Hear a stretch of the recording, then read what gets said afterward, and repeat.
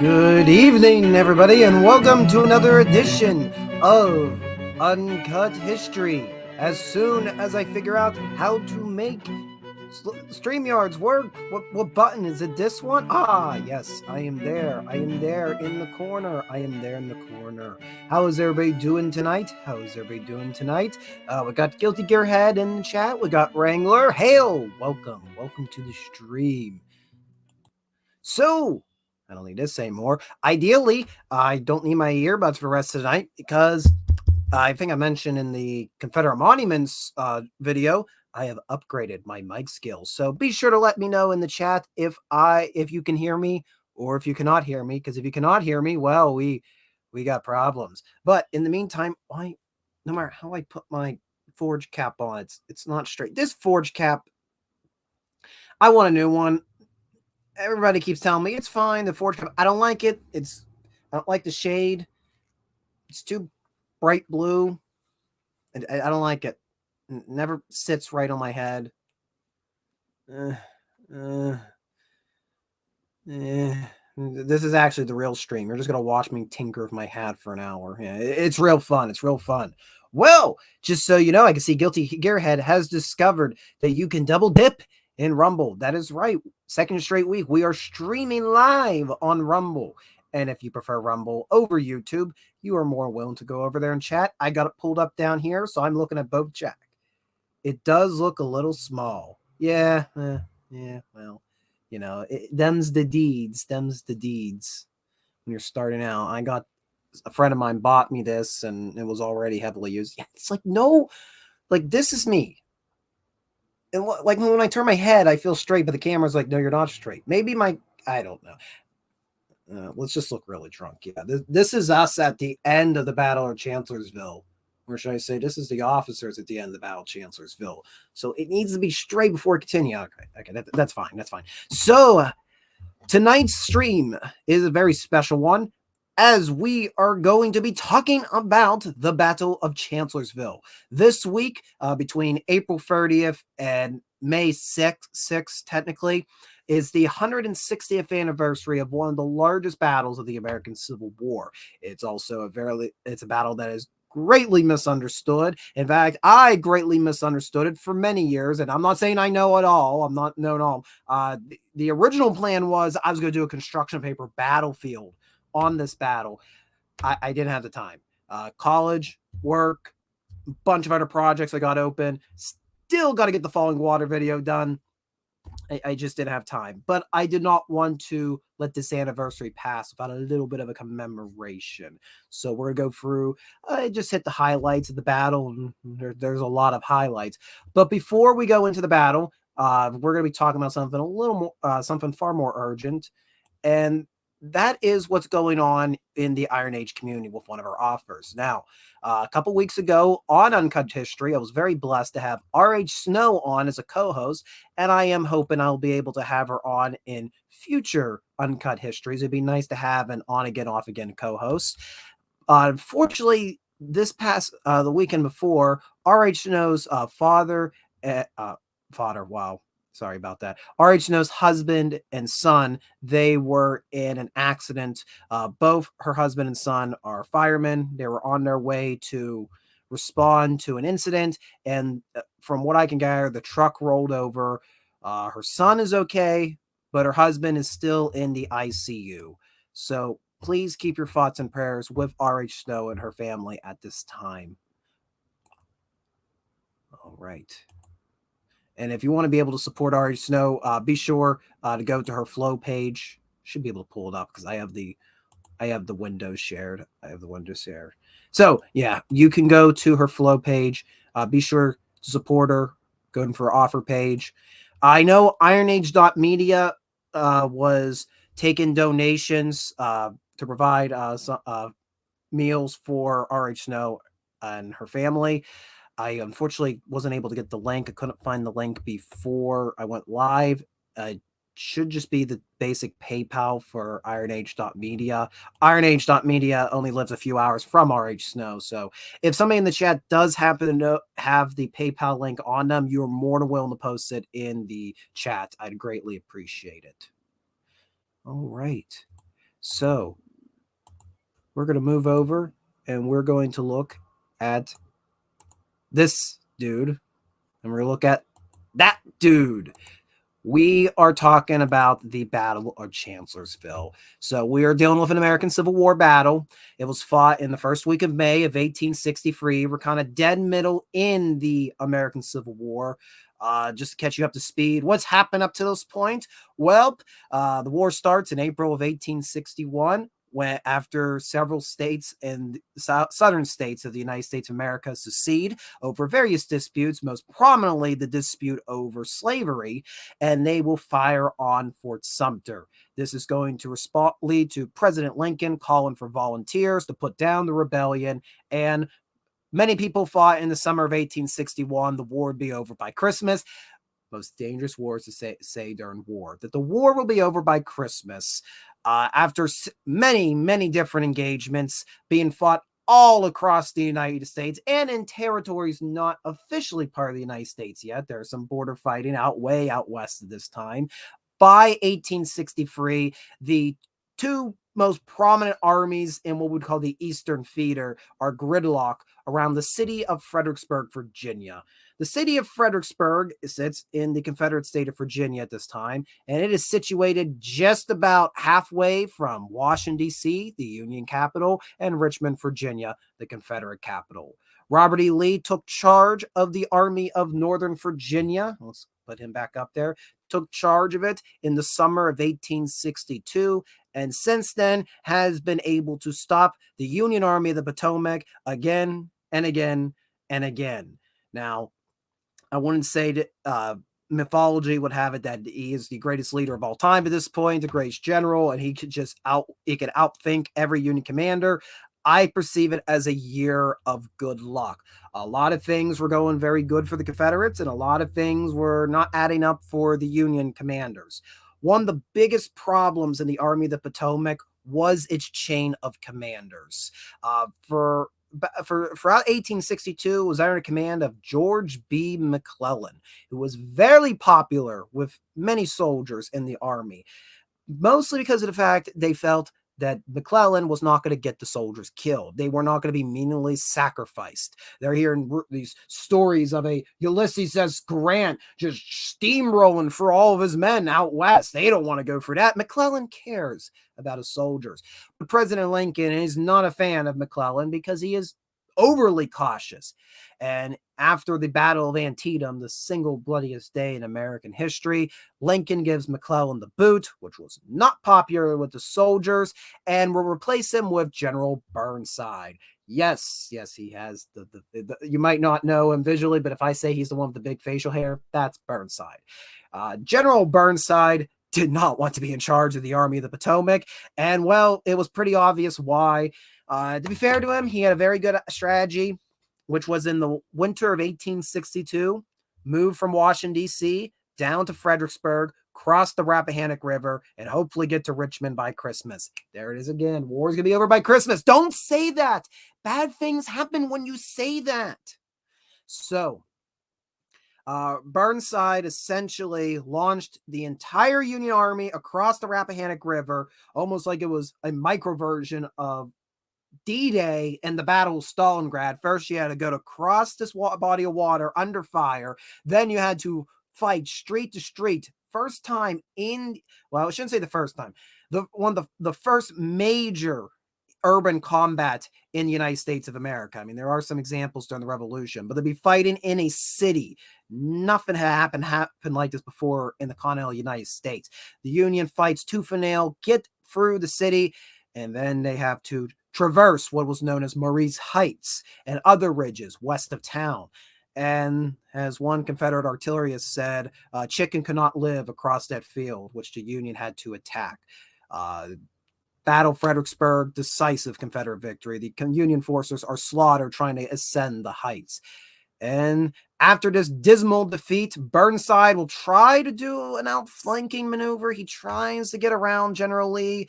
It doesn't get good. It quite literally gets bogged down by the mud. And most of his subordinates are getting fed up with him, and there's essentially a coup in the Army of the Potomac to oust Burnside.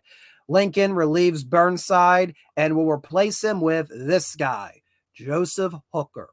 Where Burnside did not want to be general of the Army of the Potomac, Hooker is craving the opportunity. Hooker has been very critical of McClellan, of Burnside. He's been very critical of Lincoln. He's been very critical of the entire war up to this point, saying, you're doing it all wrong. I have the smarts. I have the brains. If you just give me command, I will put this back into tip-top shape. Well, ask and you shall receive, General Hooker. So Lincoln makes Hooker commander of the Army of the Potomac in early 1863. And Hooker initially is true to his word. He is going to whip the demoralized Army of the Potomac back into shape. Something that he employs, something very important that Hooker probably maybe his most important contribution to the Army of the Potomac and to the United States military in general. Before this, the armies, both the Union and Confederate armies, were organized in wings. You would have like a left wing, a center wing, and a right wing. It was a holdover from the Napoleonic days. It could get very confusing because it's hinging on the individual in charge. Well, Hooker comes up with an idea. We're going to break the Army of the Potomac into small.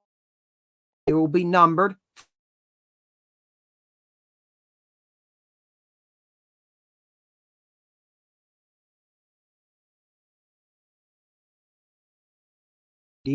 They're also going to have symbols for each corps, and those symbols will be color coded dependent upon the brigade that they're in, the division that they're part of, and it will have additional symbols for the brigades. So now you can figure out who's with who just by looking at them. This is revolutionary. The Army is now very well organized, and this actually adds to a good morale to the soldiers. The soldiers really didn't know what they were fighting for in this war. Not a lot of them really cared about the whole fighting over slavery question. People didn't necessarily like the fact that, hey, there's all these immigrants coming over and they're taking in the, I'm talking in the perspective of an American-born Union soldier. They don't like the fact that the immigrants are coming over, filling up jobs, filling up ranks while they're off fighting. Similar thing with freed African Americans. There's tension mounting in the northern states, but now they have something to fight for. It may not be something about preserving the Union, but they can fight for their brigade. They can fight for their corps. They can fight for their division. They have something to recognize. Those symbols, for as simple as they are, as simplistic as they are, will boost the morale. It is a rallying cry. It's the equivalent of wearing your favorite sport team's jerseys. And believe me, to this day, a lot of our Civil War historians love to wear our corps badges. Do I have any chance to have the... I don't know. I have the second corps badge laying around somewhere here. I was going to show it. Oh, well. Oh, well. So, Hooker reorganized the army, gets them back into fighting strength, increased their number, and by April of 1863, he's going to about have 100,000 soldiers in the Army of the Potomac, and he is ready to take out Robert E. Lee once and for all. And leave you on that. I'm going to check over. I've been looking at the chat for a while. He should have had a Dodge Charger like the Southern General. Well, that is true, yes. So having a Dodge Charger always helps the cause, the glorious cause. Hail, History Savior 1941. Welcome to the stream where I bumble through history and get it all wrong. It is wonderful. You weren't here last week when I was drinking and talking about Cleopatra. Said she was from the wrong part of the country the whole time, world the whole time, and I didn't realize it. I'll never live that one down. Oh, we are going good. We are going good, History Saver. And I want to show Wrangler's comment again. What would Joseph Hooker drive into battle? Anybody have any ideas? What would Joseph Hooker drive into battle? All right. So back to our story. We had our water break. So this is what Hooker's master strategy is. He is going to divide the Army of the Potomac. He is going to leave the 6th and 1st Corps, respectively, under the commands of John Sedgwick and Joshua Reynolds, in front of Fredericksburg to make it seem like nothing's happening. Nothing's happening. You don't need to look behind you, Robert E. Lee, because Hooker is going to lead the bulk of the Army of the Potomac on a massive flanking maneuver that'll cross the Rappahannock and Rapidan rivers. It'll get behind Lee's rear, threatening his retreat route back to Richmond, cutting him off from his supply chains on the railroads near Gordonsville and Orange County, the Orange County Courthouse. So he's kind of, it's almost like the best way to describe it, the 1st and 6th Corps are supposed to be the anvil, where the flanking column is going to be the hammer, and they're going to flatten Robert E. Lee and the Army in Northern Virginia. Now, something I want to bring up, and we always talk about, most of the stories of the American Civil War, the well-publicized ones, are in the Eastern Theater. It's about Robert E. Lee and the Army of North Virginia. In all honesty, the Confederate States of America were not doing so hot in 1863. If you look out west, Grant is getting ready to do his masterful surrounding of the city of Vicksburg, and that'll eventually lead to the Mississippi River being taken by the Union, dividing the Confederate States of America. Just a few months prior, an attempt by the Confederacy to go into Kentucky and even threaten the state of Ohio failed at the Battle of Perryville. And now they are on the defense as General Rosecrans, a Union general, is going to get ready to take the city of Chattanooga, Tennessee, which is considered the gateway to the South. So the other two feeders for the Confederacy, I guess you want to say the Tennessee feeder and your Western feeder where Grant is, not looking too good for the Confederacy. Things are riding on General Lee. And as I said, be it sheer brains or sheer luck, Robert E. Lee is riding on a high that started with his arrival in command in the summer of 1862 through the Battle of Antietam, through Fredericksburg, and now here in the beginning phases of the Chancellorsville campaign. If Hooker destroys Robert E. Lee's army, the Confederacy's morale is going to be completely obliterated. And that is Hooker's goal. His primary goal is not, it's not just strategically, it is a morale, to crush the morale of the Confederacy, take Robert E. Lee and his army out. Now, this sounds all great on paper. This is a lot of troops to move. And Hooker was very particular on how he delivered his orders. His written communications were minimal. His verbal communications were very complex. You go here, you go there, you go all around, dance around, and have a really good party. This all hinges on everybody grasping what Hooker is thinking. Now remember that for later. It all is in Hooker's brain. So in late April of 1863, Hooker is going to begin his move.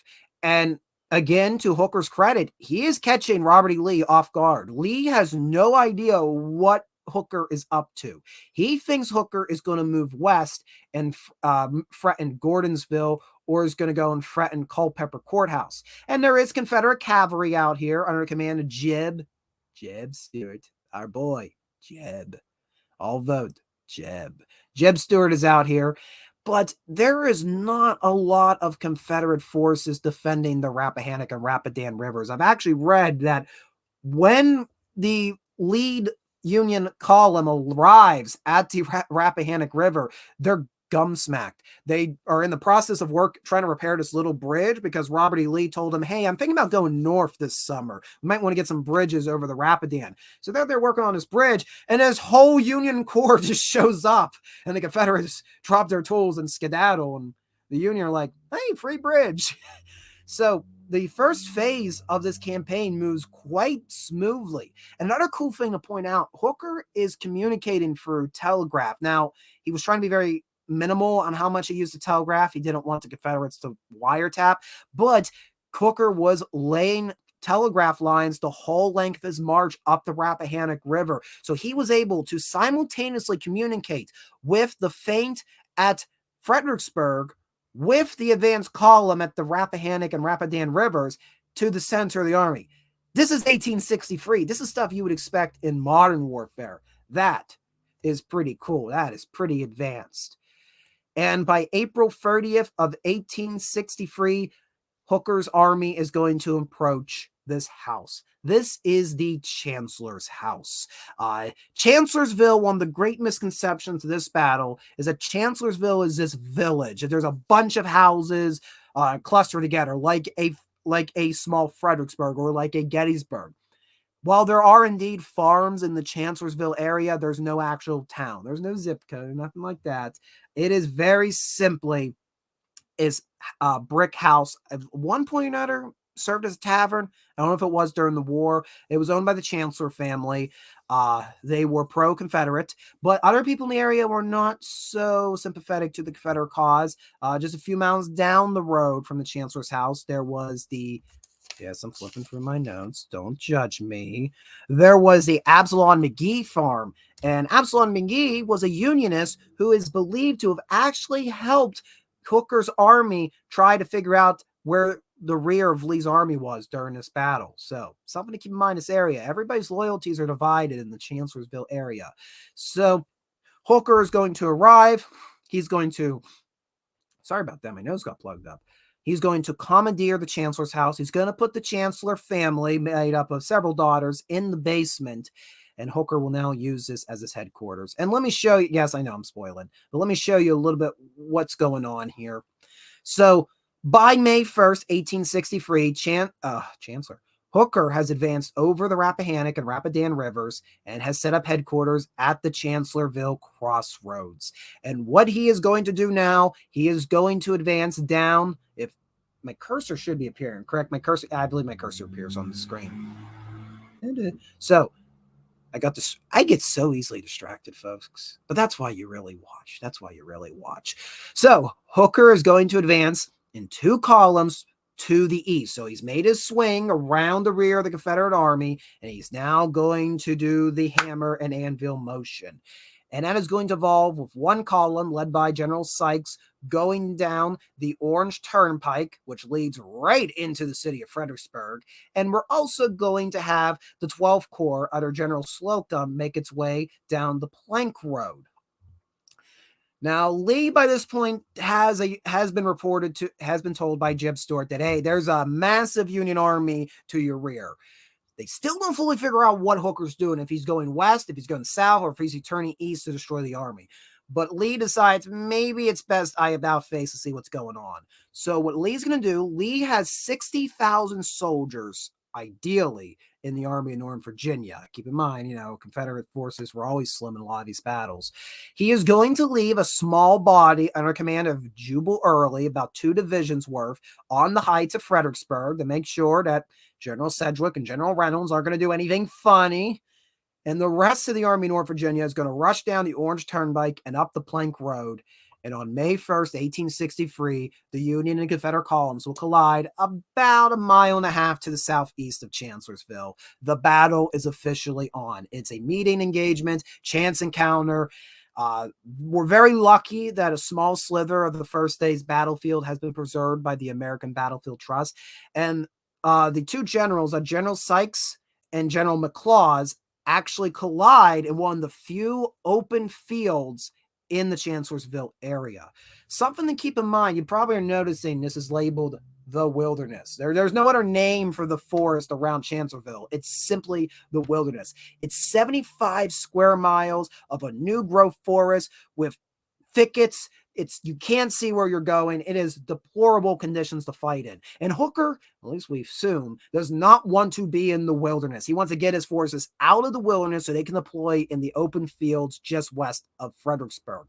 So McLaws has attacked Sykes in one of the few open fields. And that's actually near the McGee farm that Absalom McGee was mentioned about earlier. And there will be fighting for several hours, vicious fighting. There's actually a Medal of Honor recipient during the first day's action in this corner. Similar fighting is occurring between Anderson and Rhodes's Confederate divisions against William and Geary's divisions of Slocum's 12th Corps. And at this point, everything is going according to plan. The Union have engaged the Confederates. They're ready to push them back. I got a splinter in my finger. This has been a night, folks. How did you get in my finger? Now you get to watch Spencer pull a splinter out of him. Spencer, read out. Yeah, I dox myself all the time. How did I get this in my finger? I'm distracted. Okay, how did you get in my finger? Yeah, now I got really distracted. Maybe that's what distracted Hooker. He got a splinter. And while I'm distracted, indeed, LOL. For telegraph. Is that how I got a splinter? For telegraph. The telegraph just put it in my finger. I have gotten out more than once. I'm not trying to toot my own horn. I've been known. I am a geek of Civil War photography. I've yet to go on to one of the Civil War photography symposiums. Always wanted to go. Usually to do it at Gettysburg like once every 5 or 6 years. It's at Petersburg this year. I don't think I'll be able to go, but if they ever bring it back to Gettysburg, definitely consider about going. Then me and Gary will meet. Me and Gary meet. I've yet to meet Tim Smith either. And for those wondering who the heck I'm talking about, let's just say they're celebrity historians for us Civil War nerds. It's really high tech. It's really high tech telegraph. Oh, I broke a nail. There, I said it. All right, back to the story. So everything is going according to plan, at least what we think is Hooker's plan. And this is what's called Hooker loses his nerve. For whatever reason, General Hooker decides to pull his army back to Chancellorsville and start digging earthworks in a defensive position. To this day, historians are unsure what is going on in Hooker's mind. He got Lee off guard. Lee is stuck between two Union armies. Then Hooker decides to fall back. Now, Hooker will change his story time and time again. I probably should, you know what I really should do? One of the ones where I decide to drink again when I'm not too worried about historical accuracy. Maybe I should get a humble collector. I can get one of you guys on and we'll go through every different interpretation of Hooker's plan that he personally said in his later years. The story always changed. But late afternoon, May 1st, Hooker pulls his army back around the Chancellorsville crossroads and tells them to dig in. General Slocum received word from a Mr. Roebling, who was an aide between Hooker and Slocum. And Slocum looked at Roebling dumbfounded. You want me to pull back? I got the Confederates on the run. I'm attacking them. And then tells Roebling that if you're lying to me, I'm going to have you shot. This Roebling, by the way, I forget his name. I think his first name was Henry Roebling. It's the guy who will design the Brooklyn Bridge one day. History's weird. But indeed, by nightfall, May 1st, Hooker and the Army of the Potomac are on the defense and digging in. And this buys Lee time to figure out what is happening, to take a look at his disposition of troops. And it's not good. He's between a rock and a hard place. He's only left 2 divisions to hold Fredericksburg, and should Sedgwick or Reynolds move to attack these heights, they'll probably have a good chance breaking through and come behind Lee's rear. And we don't know. And he's like, what the heck's Hooker doing? He had me. Why is he defending? This is weird. Oh, and this is a sketch by Alfred Watt. Of course, we don't have any battle photographs. Wet plate photography was not capable of capturing things in quick motion. But Alfred Watt was able to sketch out this image of the first day's fighting. So, we're spoiling there. So, after the first day's fighting, Robert E. Lee is going to have essentially a small council of war with his second in command, and that is General Thomas Stonewall Jackson. Now, Jackson was actually it was the overall command on May 1st for the Confederates, as Lee was trying to ride out to the scene to figure out what's happening. And I don't think General Stonewall Jackson needs any introduction. He's one of the most famous American generals. Stonewall, his face looks like a stone wall, and also that nickname is either a compliment or meant to criticize him, but in either case it's stuck. And Lee and Jackson are having this bivouac. They're sitting on cracker boxes. It's legendary, this meeting, and they're figuring out, what do we do? Hooker is digging in around Chancellorsville. The Union left flank, so I'm thinking, if I'm in the perspective of the Union, my left flank is anchored to the Rapidan River and overlooks several gullies. The center's pretty well dug in as well. But Jackson discovers that the Union right flank going down the Orange Turnpike is in the air. They're not in defense. They're not digging in. They don't really seem to have any organized body. They're just kind of camped out. It's one big powwow, essentially, out in several farm fields. Lee asked Jackson, all right, how do you want to respond to this? And Jackson says, well, we flank him. We go around the Union right flank and smash it and do essentially to him what he has done to us, get around his rear. All right, how much are you going to need, Jackson? Oh, I'm just going to need about 35 to 40,000 men. I'm going to need my entire corps.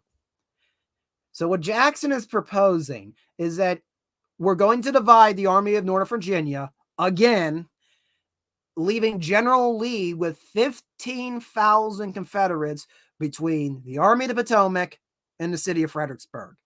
That's nothing. That's like putting a screen door in front of a train that decides to roll downhill should somebody turn it on.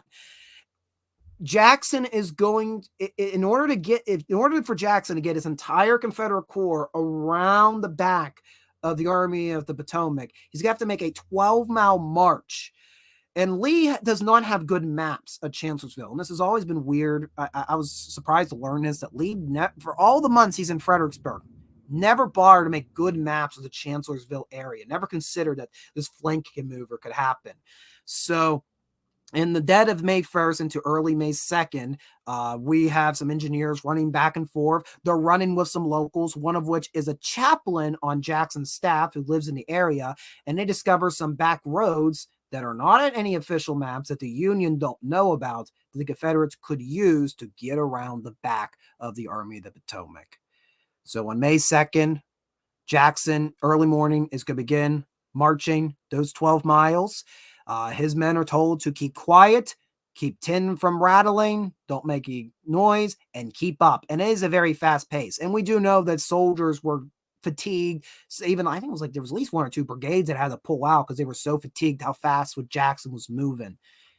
And we'll show you a little bit what's happened here. So here we have the divisions of Hill, Colston, Rhodes. They're all making their way down around Lee with just 15,000 soldiers between him and Fredericksburg.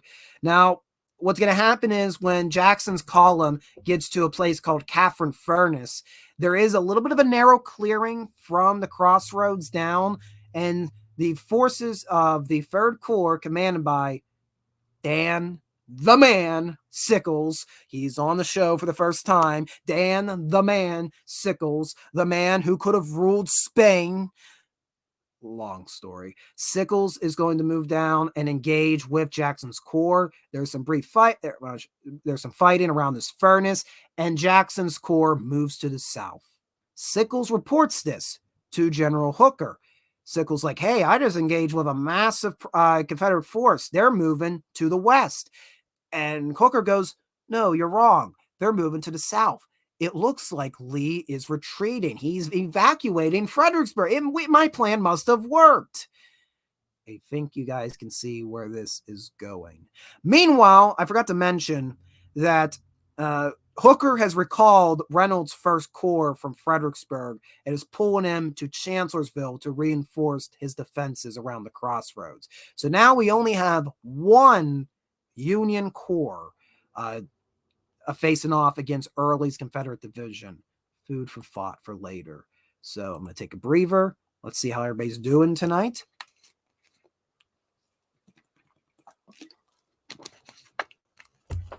All right. Oh, cool. History saver. You're going to be in Gettysburg in June, July. Unfortunately, I don't think I'll be able to be there in that time of year. I was hoping to go out for the PCWA's 160th anniversary the last weekend in June, but I might have some family business to attend instead.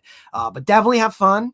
Definitely make sure to get videos of the obscure stuff. I like the obscure stuff, the juicy obscure stuff.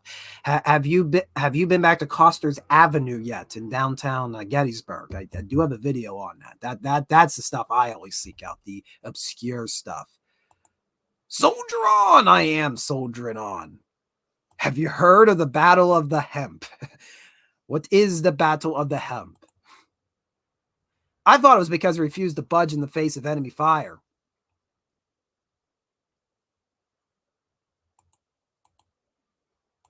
What up, Guilty? Oh, wait a minute.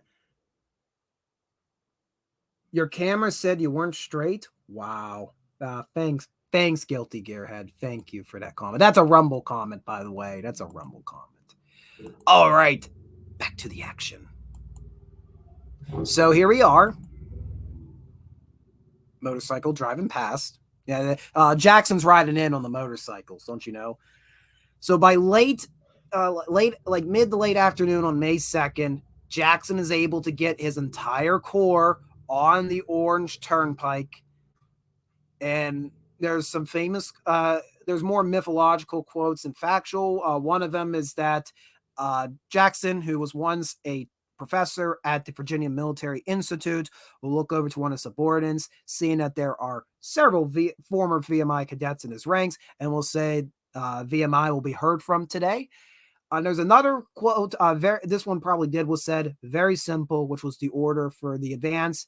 You may go forward. And mid to late afternoon on May 2nd, nearly 30,000 Confederate soldiers are going to move quickly through the wilderness out into the open and smack into the Union right flank, which was held by the 11th Corps under the command of General Oliver O. Howard. A little bit about the 11th Corps. I've talked a lot about the 11th Corps on my channel. Just realized that. The Coster Avenue videos about the 11th Corps. During my Retracing History Streets of Gettysburg, we looked at some monuments on East Cemetery Hill. Man, I talk a lot about the 11th Corps. The 11th Corps how do I want to word this? Somebody might be able to help me word this. The 11th Corps was a mixture of veteran soldiers who never won a battle and are very upset about that, and a new influx of German immigrants who are filling up the Army of the Potomac's ranks. Those veteran soldiers do not like the Germans, do not like these people immigrating over to America, and the Germans do not like being under command of Oliver O. Howard. So nobody likes each other in the 11th Corps. Everybody blames each other, so nobody can agree on anything. Now, throughout the afternoon, the 11th Corps, to their credit, Oliver O. Howard gets word that, hey, we know that there's a Confederate force moving, and Howard is in agreement that no, they're moving south, they're leaving the region. Don't worry about anything. Well, his brigadier generals and his colonels are a little more wiser, and they realize something's happening, and they're going to start digging earthworks and actually have a fortified line. That line was called, I think it was like the Bushwick line. The Bushback, so Bushback's brigade of the 11th Corps made this crude earthwork going across the Orange Turnpike. This will become very important in what becomes known as Jackson's flank attack. First thing you're going to see is a bunch of animals pouring out of the wilderness. The 11th Corps are like, what's going on? Then you start feeling the ground shake, and then come out the Confederate soldiers. The 11th Corps, the soldiers break and run. We have reports that some try to stand fast. They're not going to go out without firing the muskets, but they only get off 1, 2, maybe 3 rounds before they're forced to break and run. It is chaos. They fall back to that brushback line. That line will hold for all but 15 minutes around the Wilderness Church and Doldall's Tavern. Howard, who was actually in Chancellorsville at the time, rides the 2 miles out to see what's going on. Men are flying around him left and right. He describes it later like a tornado, like a human tornado was going through. He tries to rally his men at the Bushbeck line. It's no avail. Everybody starts pulling back. They are fleeing to the Chancellorsville crossroads. Some of them will go so far, I'm not making this up, that they will run from Jackson's Corps all the way through the Union line to be captured by General Lee's forces. They were in that much of a haste. And of course, when the 11th Corps starts rolling up, Sickles and his 3rd Corps are going to be forced to start pulling back. General Winfield Scott Hancock of the 2nd Corps is going to ride out, try to stop the tide, try to stop the retreat. He's going to have to start tightening his men. Hooker comes out, is wondering what the hell is going on. It is breaking loose around the Chancellor's house.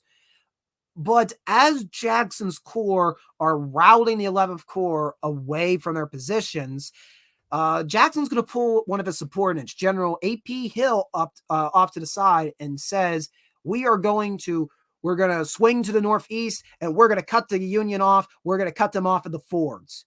So in the middle of this attack, Jackson decides to change the objective, which he has told Lee, this very risky objective of dividing the army for a second time. And instead of following what he had planned to go toward the Chancellorsville crossroads, he is going to go north to try to take the fords.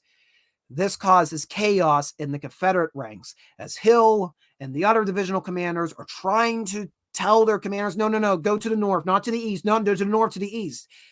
Night starts settling over the battlefield. The Union and Confederate battle lines, at least on the western side of the crossroads, are ensnared with each other. There are friendly fire incidents, friends shooting at friends. We have Confederate and Union forces unintentionally becoming part of each other's regiments briefly. It is mass confusion.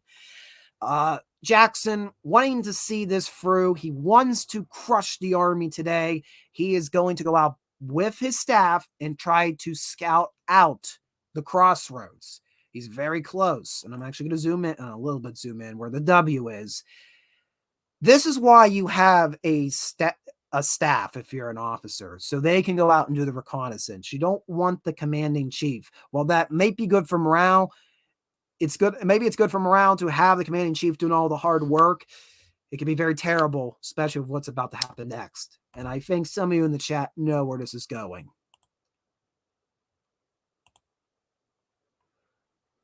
The Battle of the Hemp is another. Oh, the Battle of Lexington. I have heard about that.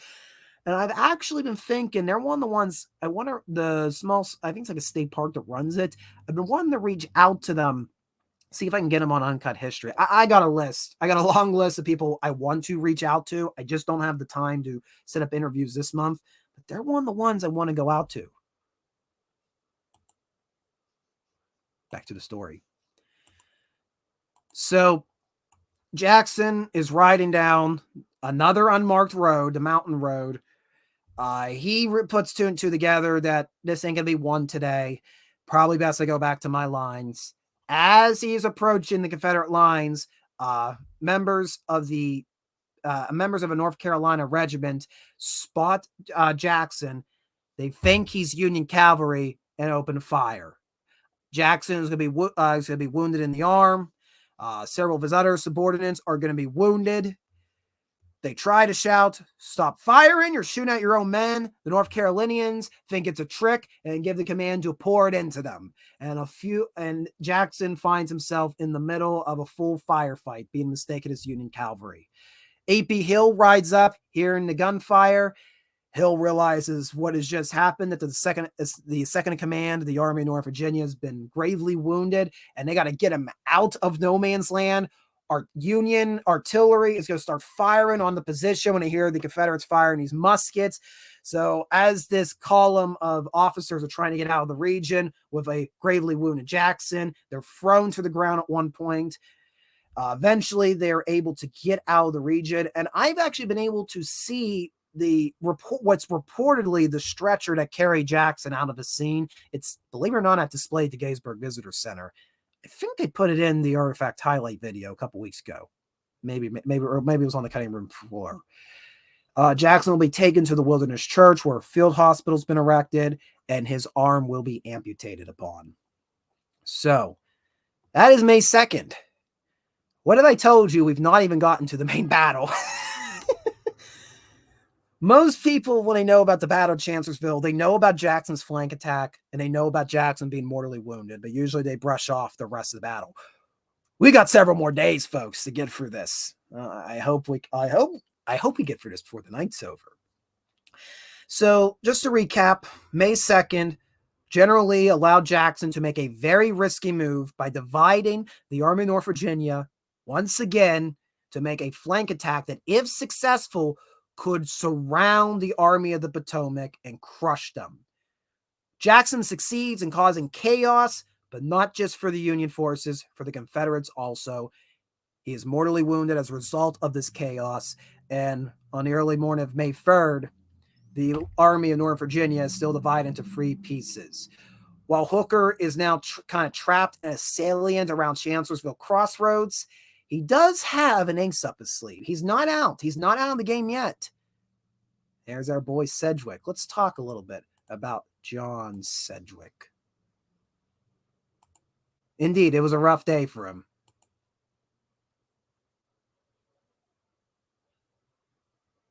All right, where am I at? And I forgot to show you. This is a more in detail map by the American Battlefield Trust of that flanking attack. You can see how massive it was. They were all lined up on either side of the Orange Turnpike. Came out like demons. Parts of it are now preserved by the National Park Service. Unfortunately, this battlefield is not very well preserved. A lot of urban sprawl out of Fredericksburg and has kind of come down the Orange Turnpike, but we are blessed. There are segments, and in the recent years, the American Battlefield Trust has been doing a really good job to preserve it. May 3rd, 1863.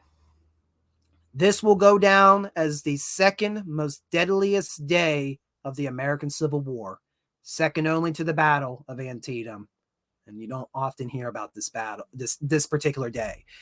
On this day, we're actually going to be looking at not one, not two, 3 battles in the same day.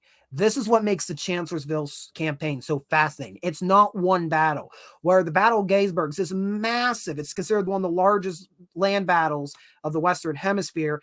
It's pretty well concentrated. This focal point is the town of Gettysburg. There's fighting all around, but that's the focal point.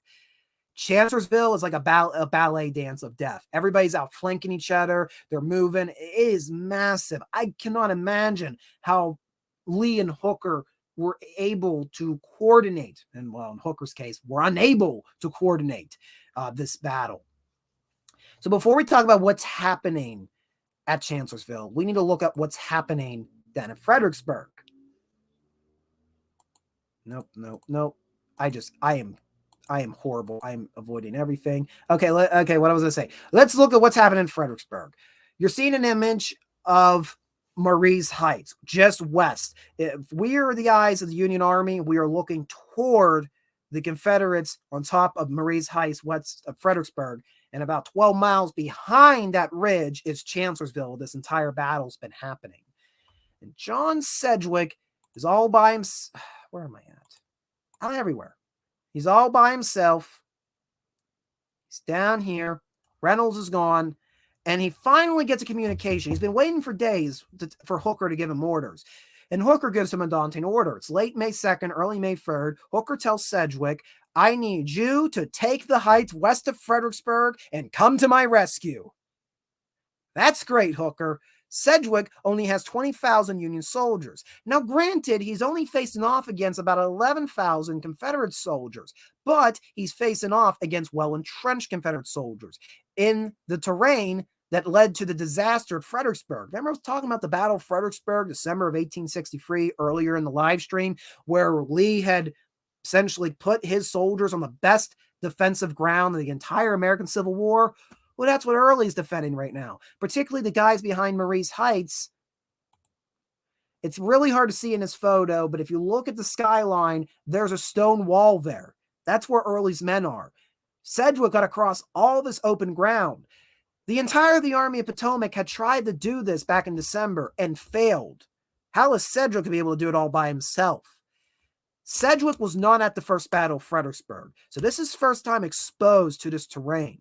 But this might have a bonus since this is his first time. He may take it at a different perspective. So the first actions of what would become the second Battle of Fredericksburg on May the 3rd, 1863. I regret deleting that one map.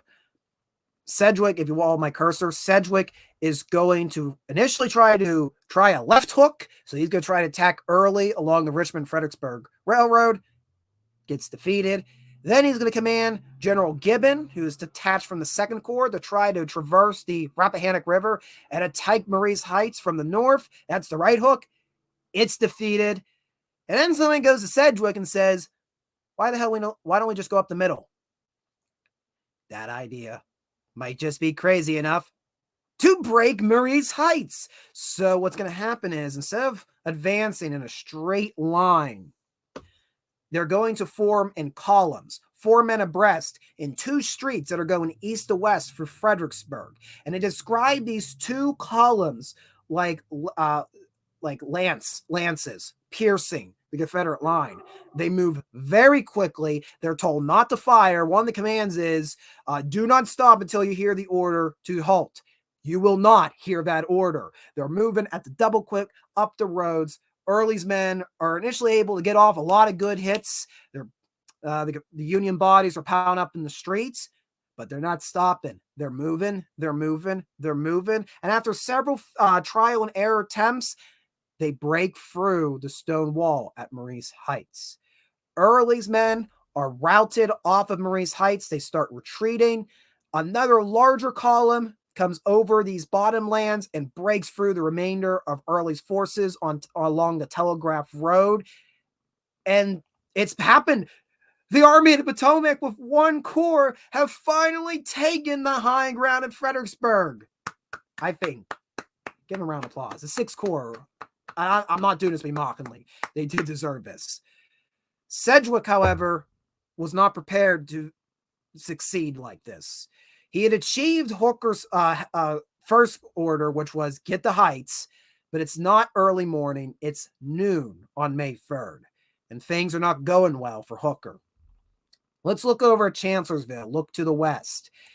There's that salient I was talking about, that bulge in the line that Hooker has around the Chancellor House.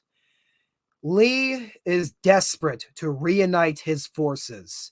If he doesn't, Hooker could still break out, or Sedgwick can come behind him and crush him. He puts Jeb Stuart, vote for Jeb, clap for me, vote for Jeb, in charge of Jackson's corps. And the mission on May 3rd, reunite Lee and Stuart together. Battle begins early day. The target is initially right here at Hazel Grove. Hooker pulled Sickles' corps from Hazel Grove, not wanting Sickles' corps to be outflanked, but this allowed the Confederates to set up artillery on Hazel Grove and fire right down into the hillside known as Fairview and the Chancellor's House. If you're at Hazel Grove, you have a clear view right toward the crossroads. It is hell on earth at the Chancellor Crossroads. From all sides, Confederate forces are converging on the Union earthworks, in the thickets. Men are falling left to right. The fighting is so intense that the fort is going to start catching fire in some places. And a shell is going to hit the Chancellor House. A piece of brick is going to fly off, hit Hooker in the head, knock him out. Hooker, the commander of the Army of the Potomac, is, I don't know if he was fully unconscious, but he is out of it for several minutes. There is no commander of the Army of the Potomac. Nobody knows what the plan is, except the guy who's now half out of it in a bedroom up in the Chancellor's house. Keep in mind, the Chancellor family were in the basement as Lee and Stuart converge on the crossroads. And eventually an exploding shell hits the house, catches the house on fire. Hooker is forced to evacuate. Union forces evacuate the Chancellor family as their house burns to the ground. And here is a photo of the Chancellor House after the battle. All that's left is the brick outline.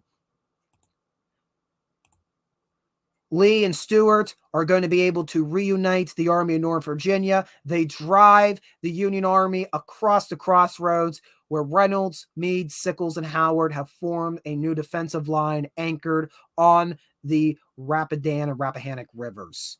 But wait, we're not done yet. Meanwhile, Sedgwick has finally reorganized and is slowly moving down the Orange Turnpike. Now, the map I did have would have shown you the fighting, so follow my cursor. At Salem Church, Early's forces are going to be reinforced by Lafayette McLaw, who's going to run from Chancellorsville, run down the turnpike, double face again to stop Sedgwick. There is a brutal action at Salem Church, and again, sadly, with the exception of the church, there is nothing surviving this battlefield. It is McDonald's, it is gas stations, but this battle is able to stop Sedgwick's force and push him toward the Rappahannock River. May 3rd ends. 21,000 casualties combined on both sides. Lee holds the Chancellorsville crossroads. He's pinned Sedgwick down to the Rappahannock River. And before we continue, this is a sketch of the fighting near Hazel Grove on July 3rd. Like I said, we don't have photographs, so this is the best visual we can have of what this fighting may have looked like. There's the Chancellor's house again. There's Marye's Heights. This photograph was taken May 1st, 1863, mere hours after Sedgwick had taken Marye's Heights. You may have seen this photo before. It's one of the most well-publicized photographs of the American Civil War. Many people think it's of the first battle of Fredericksburg, the big one in 1863, but it's in fact 1863. These guys you're looking at, likely either Louisiana or Mississippi soldiers, had just died hours ago. A lot of this is their accoutrements that they left behind as Early's Confederate division pulled off the heights. This is as close as you're going to get to combat photography in the 19th century. Oh, there we go. Okay, I didn't delete the map. Here you go. Should have just shown you this earlier. So there you are. There's Sedgwick. He's pinned down to the east of Salem Church. Hooker is pinned down. We're going to return to the chat. Hello, CSX in Norfolk Southern and Pittsburgh Division. Ooh, you've been to Gettysburg before. What site do you most remember going to see?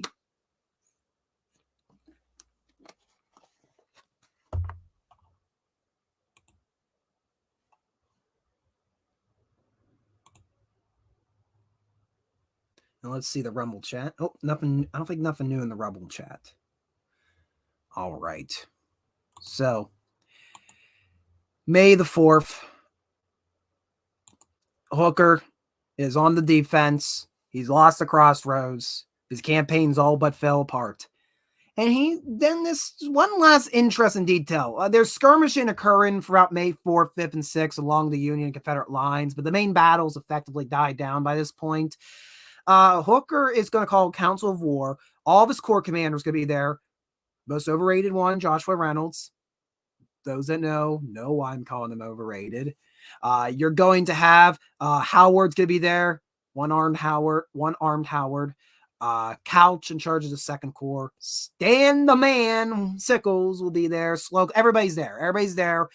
And essentially what Hooker tells them is, I need you guys to tell me what you think I should do. But I don't want my presence to influence your decision making. So I'm just going to hop out of the tent and patiently wait for you to make your minds up. And everybody's like, wait, you're not even going to guide us on what we should do? You're not going to tell us? No, you decide it for yourself. Hooker just leaves the tent. And all the commanders are looking at each other like, what's going on?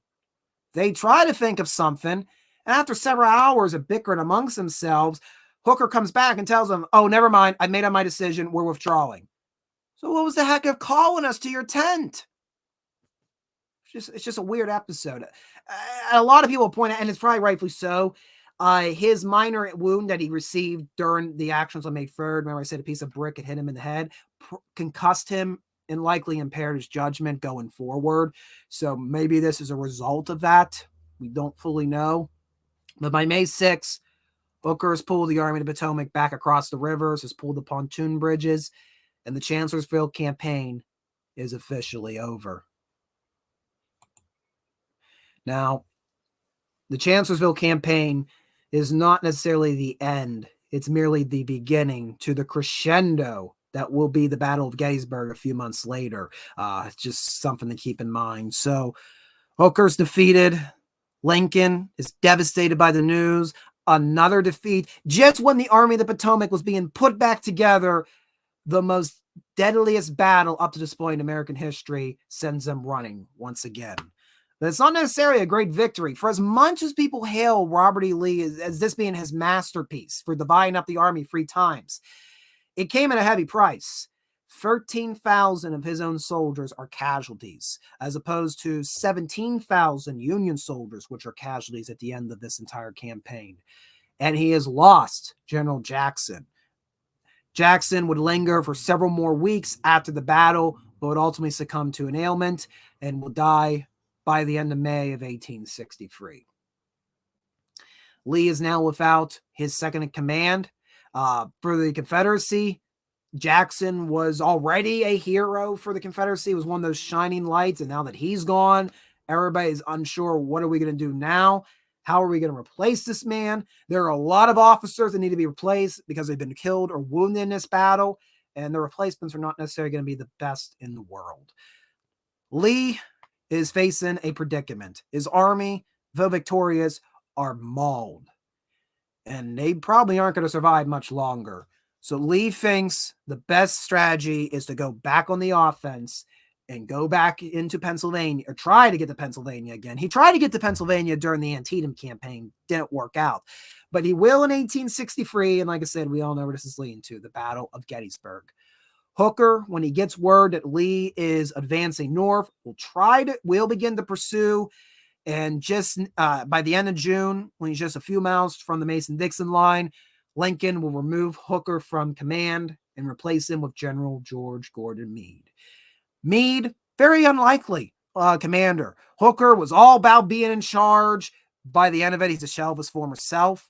Meade isn't necessarily happy to be in charge. Very similar position as Burnside, and I really do not want this position, but Lincoln's told, you're going to be the general. You're going to like it.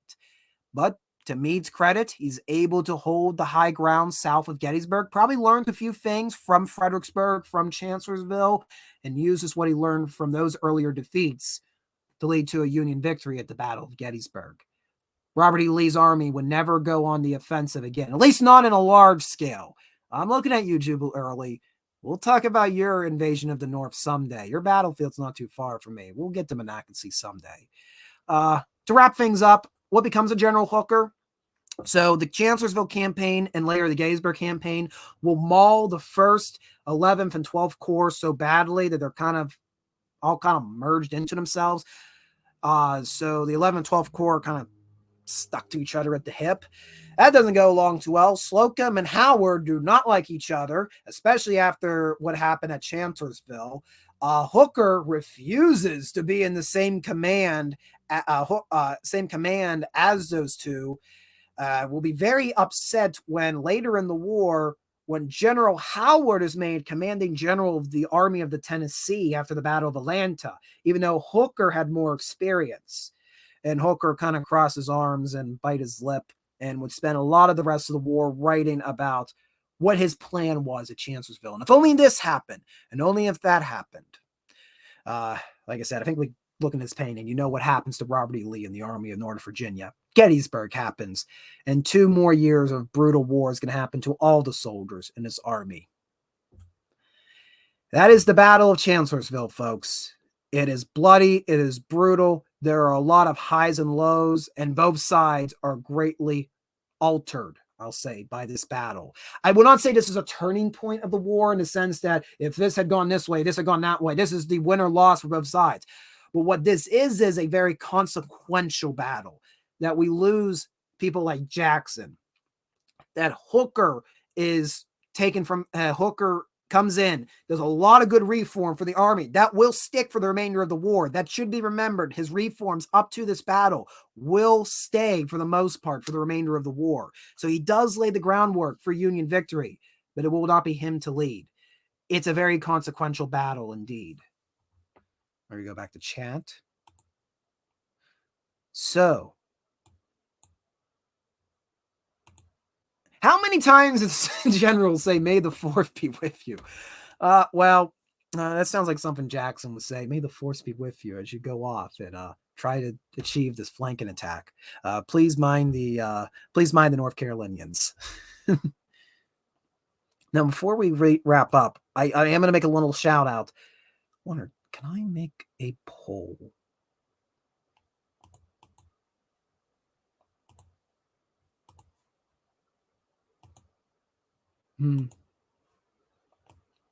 Oh, I have to go over here. Hold on one moment, folks. I'm going to put together a little poll. So please hang tight. Please hang tight. It's going to be a YouTube exclusive poll. I don't know how you do that on Rumble. I did this before. If the chat will appear, I have to get on actual YouTube. The YouTube. Where are you? Where are you, chat?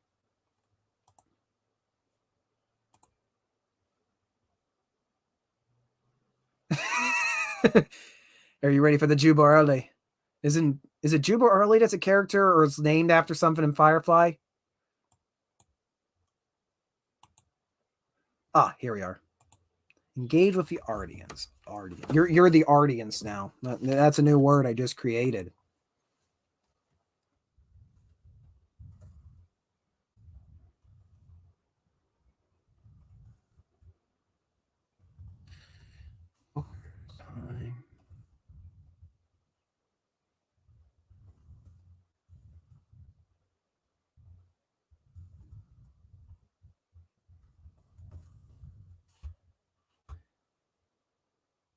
Okay, I want to ask. Okay, hold on.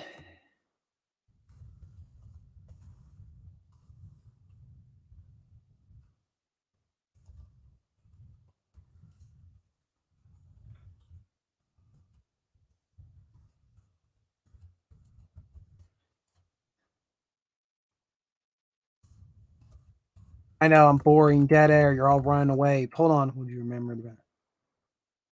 Okay, so the question there's a poll on YouTube right now,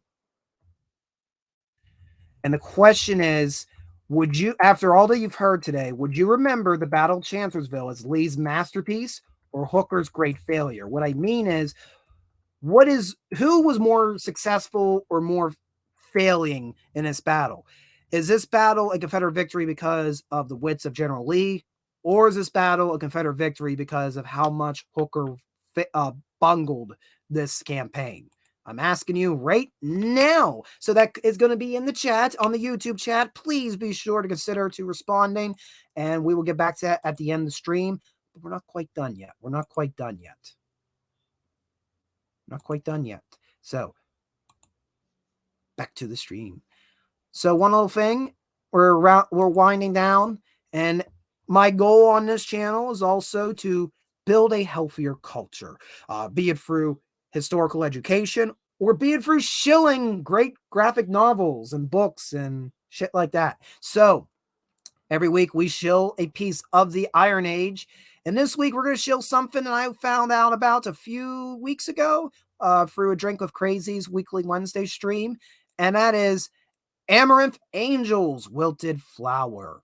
This is I guess technically it's a web graphic novel. Eventually it's going to be a physical graphic novel. And the plot goes, Seiya Nisha...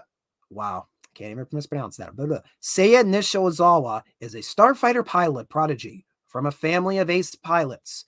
Flying alongside her big sister in the Amaranth Angels Performance Squadron, she's distinguished herself and helped the squadron win one competition after another. Things were going perfectly for her, but life can change in an instant. Amaranth Angels, Wilted Flower is the prologue of the full first volume of the Amaranth Angels manga, coming to Kickstarter this spring, and it is written by Ascendant Fiction. So right now it's only available through Webtoon, but their plan is to eventually get a Kickstarter. And boy, let me know when you get that Kickstarter because, hey, I am a weeb. Look at the poster, weeb. We got starfighting. We got. It's a space opera. It's a military anime flying thing. That's good for me. That's good for me. Give me some weeb military shit. I'm a very simple man. I also, me and Hummel Collector, we kept bringing up this conversation throughout our vacation in Gettysburg last weekend, and we're like, is it more common that, I guess, his military historians of the millennial and Gen Z generations are also closeted weebs, that we are anime manga fans? I think military historians and anime manga fans tend to be one and the same nowadays. Don't deny it. Give in to the anime, or give in to your inner historian. We're looking very briefly at the pages.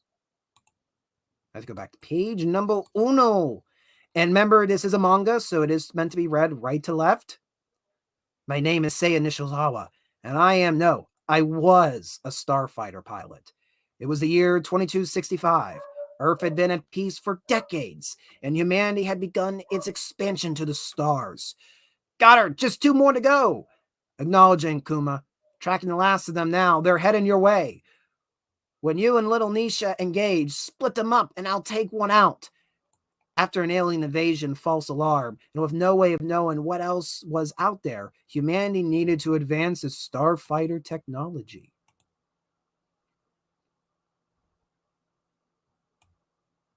I love the artwork in this. To avoid a military arms race that might have threatened the peace, the performance squadrons were born, training starfighting combat into entertainment for similar combats and enabling the public testing of the new ship designs. Foremost among these was the Amaranth Angels, in which I got to fly alongside both my big sister and a great friend. I think Webtoons doesn't allow the offer to orient it. Received, Yukiona. Seiya, you can take the first one. Thanks, big sis. Ram, shoo, beep, bop, boom. We were the best. So, if you want to find out more about Amaranth Angels, that link is coming in 10, 9, 8, 7, 6, 5, 4, 3, 2, 1, 0. I put it in the chat, right? There we go. Yep, there it is. It'll be in the chat right down there. Very good. Very good. Amaranth Angels. Support it. Well, you can't buy the comic yet, so support the comic. Support the comic. And we are going to go back to... We'll just keep the poster up while I go back to the chat. Has everybody have time to answer the poll? We don't have that many votes. Come on. Just do it. Nobody wants to tip the balance. You're going to be surprised because when I pull this out, you're going to be like, that's interesting. But here we go. It is 50-50. Granted, we only had 2 votes, but it's 50-50. Is it Lee's masterpiece or Hooker's great failure? But we still have 2 people and both had a different opinion. Was this battle Lee's great masterpiece, or is it Hooker's great failure? Leave me in the comments why you believe the Battle of Chancellorsville should be remembered as Lee's great masterpiece or should be remembered as Hooker's great failure. Yeah, it'll definitely be easier to read once we get to the physical. Indecisive. Guilty Garrett, indecisive. It either remains I made a good case for both arguments, or I made a very lousy case tonight, and I'm just rambling. I am just a buffoon, after all, dressed in wool, sweating my butt off for the fun of it, right? Is sweating fun? Why did I ask that? That's very weird. Very, very weird. But that is my show, folks. I hope you enjoyed. Now, there's a couple ways you can go ahead and support the channel. First off, be sure to hit the like button down below, both here and on Rumble. And we've had a very good turnout for Rumble tonight. I actually have had more views on Rumble tonight than on YouTube, so I'm very happy for that. First time that's happened. So be sure to hit that like button. Hit the thing. It's right there. The thing. The thing. Come on. The thing. Very simple. Hit the thing. There we go. You hit the thing. Hit the thing. You've hit the thing. So... yeah, Lily's like, hit the thing. She's balling. She's telling you hit the thing. So that's one way you support me. Another way you can support me, subscribe to Readout Productions, either on here on YouTube or on Rumble. I'm really hoping to build up the Rumble channel. And if you want to go the extra mile supporting me, you could buy me a cup of coffee. Links in the description below. Buy me a cup of coffee, my Ko-fi link.